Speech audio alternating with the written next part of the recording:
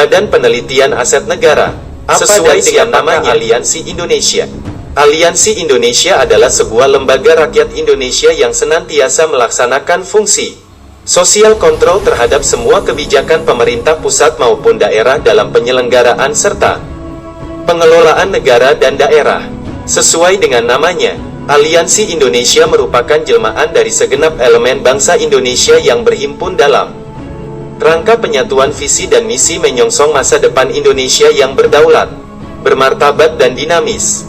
Sebagai lembaga yang merepresentasikan semua aspirasi rakyat Indonesia, maka Aliansi Indonesia dalam kiprahnya senantiasa memberikan keteladanan yang baik di semua aspek.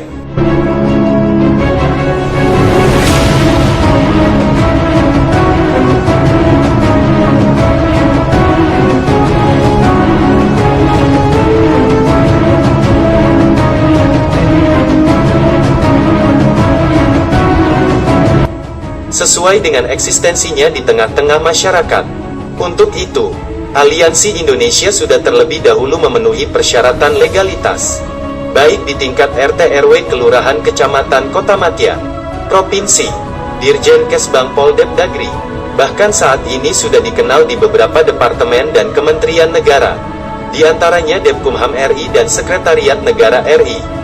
Oleh karena tugas dan tanggung jawab dalam menata kehidupan berbangsa dan bernegara, dalam aktualisasi program-program kerjanya, Aliansi Indonesia telah menjalin hubungan kerjasama dengan semua institusi negara, sesuai dengan motto yang turut dicantumkan di dalam kartu tanda anggota KTA.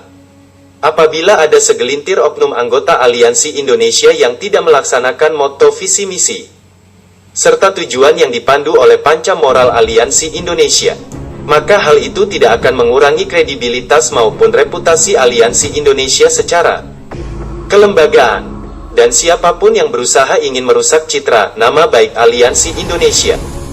Hal itu juga tidak akan berpengaruh pada eksistensi Aliansi Indonesia yang semakin membesar dengan penambahan jumlah anggota yang tidak terbendung. Namun sebaliknya, Aliansi Indonesia dengan sangat mudah dapat merusak nama seseorang atau pejabat arogan yang menyalahgunakan jabatan dan wewenang yang telah diperingatkan oleh Aliansi Indonesia.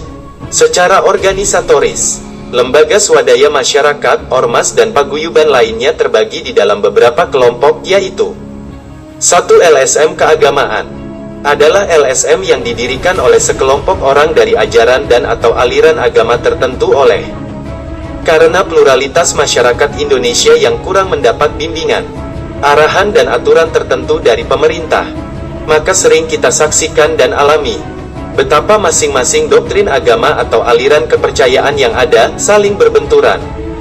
Konflik horizontal antar LSM keagamaan pada dasarnya merupakan potensi ancaman bagi stabilitas keamanan dan ketertiban masyarakat.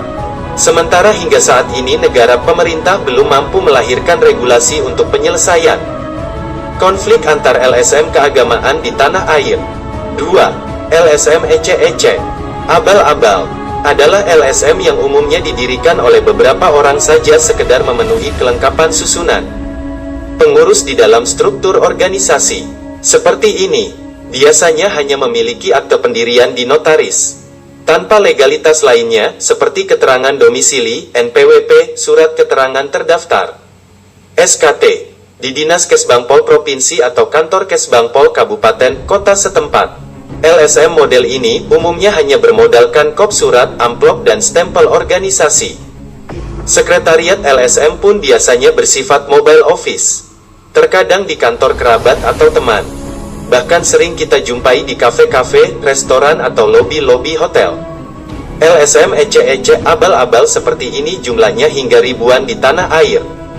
Mereka adalah orang-orang yang sangat kritis terhadap kebijakan pemerintah, namun sangat apologis terhadap oknum pejabat yang rela memberikan sesuatu. Sehingga idealisme LSM ece-ece abal-abal ini dapat diukur dan dibeli dengan harga murah.